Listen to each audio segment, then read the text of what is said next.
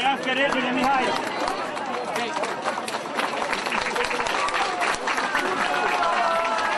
Trăiască regele!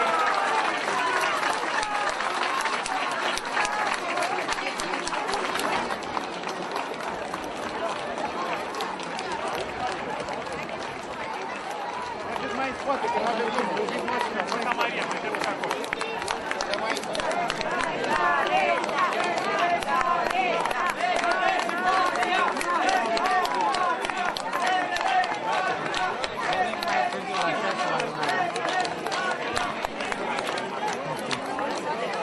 Maestate, v-ați așteptat la o asemenea primire la Sfânta Sfânta Severin? Nu, e minunat. E minunat. Atâta lume a venit Aici, aici. România! De neuitat, de neuitat. Este o dovadă formidabilă că românii păstrează memoria aia intactă. Fac așa? Cred că așa o să mergem, da. Spate, vă rog. Faceți loc. Sau faci spate. La mulți ani!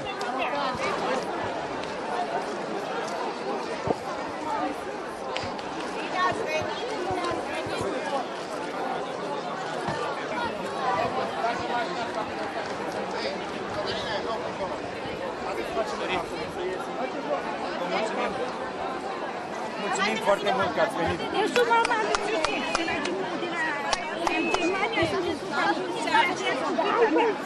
Să vă trăiască. Michel. La mulți ani. Mulțumim că ați venit. Mulțumim că ați venit atât de numeroși. Da, să vă vadă toată lumea. Sunteți La frumoși. mulți ani. La toate vârstele. La... Sănătate, regele Sănătate!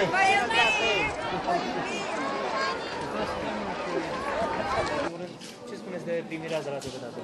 Este absolut minunată, o primire călduroasă, plină de emoții și am fost atât de mișcați să nu știu ce să vă spun. Vă așteptați să vină atâta lume? Nu, sincer nu, n-am văzut niciodată așa ceva. Fiecare an mai mult. Cum vă simțiți în orașul în care a pășit pentru prima dată maestatea sa? E foarte, foarte interesant pentru noi să închidem acest cerc.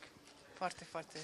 E o zi istorică. A fost soare, a fost frumos. A fost o coincidență sau Dumnezeu a vrut să fie frumos azi? Cred că voi toți ați adus soarele. Mulțumim! Mulțumim!